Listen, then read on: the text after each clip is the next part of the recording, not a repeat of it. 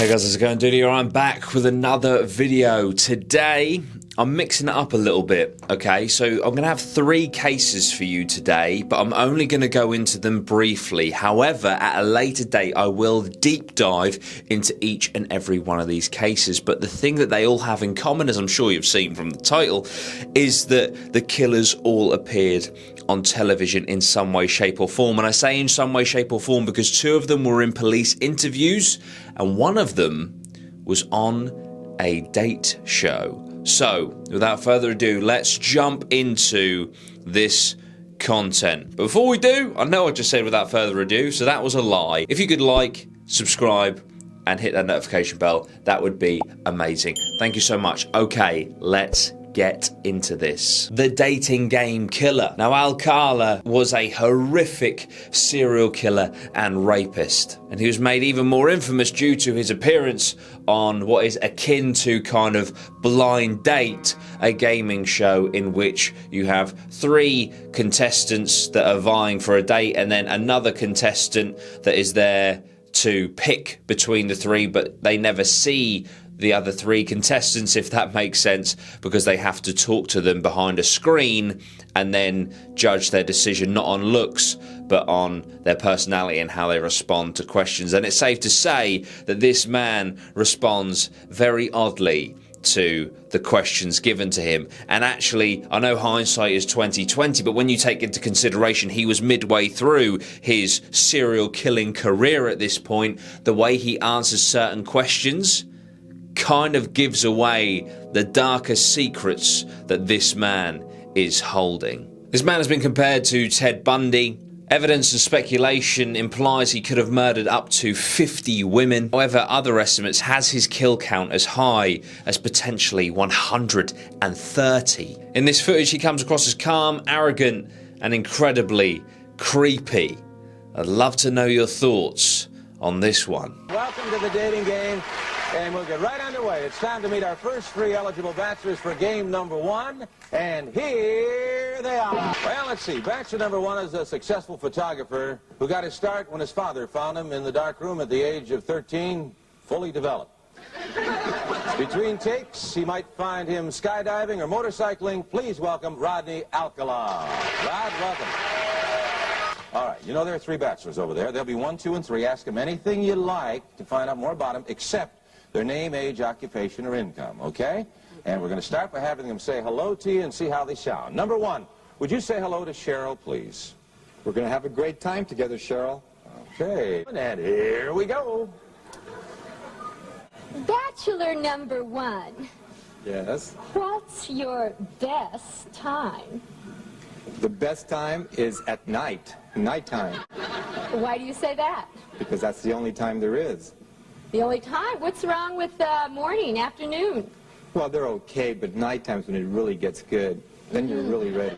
I'm a drama teacher, and I'm going to audition each of you for my private class. Bachelor number 1. You're a dirty old man. Take it. Come on, over here.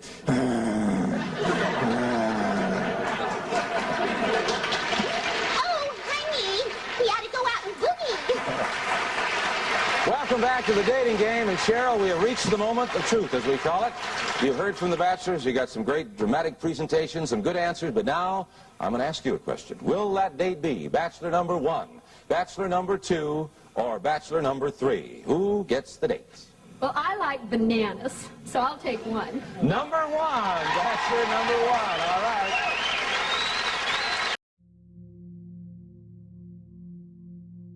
And finally, we have McDaniel. Early on June 26th, 2011, McDaniel broke into the apartment of fellow law graduate Lauren Giddings. They were both studying at the Mercer College Law School. Now, McDaniel actually sneakily stole a master key from one of the landlords, allowing him to unlock any door on the campus, including Lauren Giddings, and he was obsessed with this girl. On the day that she was murdered, there is footage of McDaniel actually filming her from her two-story window using a camera on a stick. Once he established that she was alone, he snuck into her apartment. Him sneaking around eventually woke her up. He jumped on her and strangled her to death. He then dragged her body to the bath, where he cut her body up into pieces, placed the pieces into bin bags,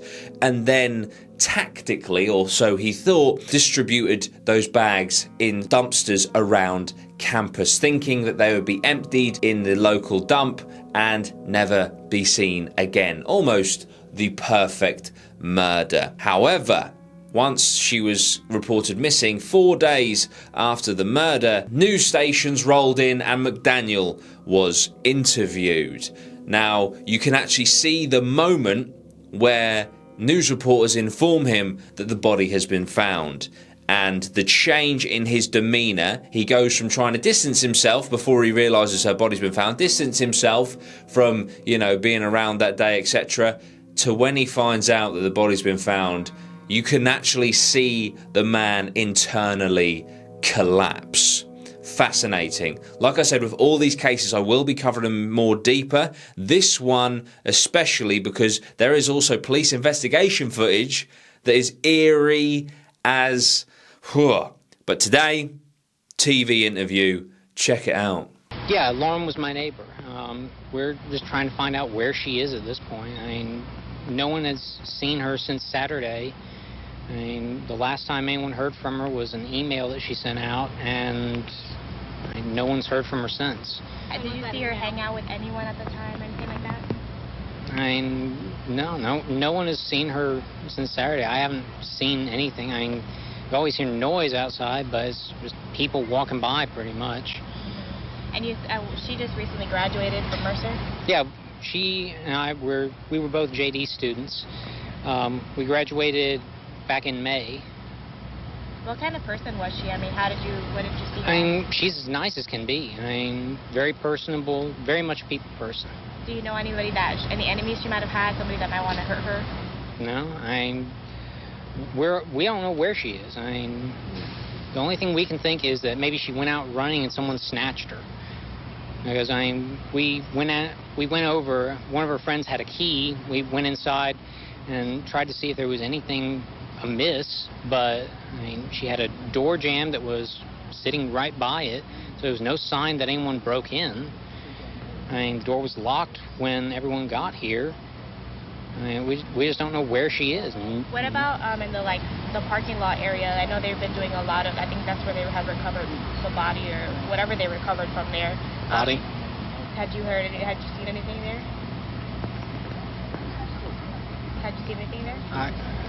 I mean, we don't know if this is the same person.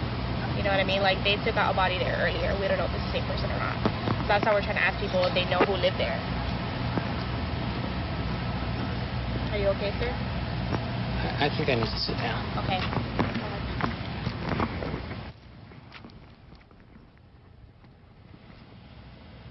So there we go, guys. That was 3 killers that were caught on television. What do you think of this type of video? If you'd like some more, please hit that like button and let me know down below. Like I said, I'm going to deep dive the Sower murders. I'm going to deep dive the game show killer, and I'm going to deep dive that McDaniel case, the murder of Lauren Giddings. Thank you so much, guys. If you enjoy this content, like I said before, please like, share, subscribe, notification bell. I really appreciate it. If you're watching this in February of 2022, right now I'm going through 2,800 squats for Teenage Cancer Trust, an absolutely amazing charity. I'm going to link down below my Just Giving page. You don't have to, but if you have a spare £1 or £2 and you want to give it, it goes to an amazing cause. So thanks for that in advance. Okay, guys, I will see you very soon. Sweet one. Geese.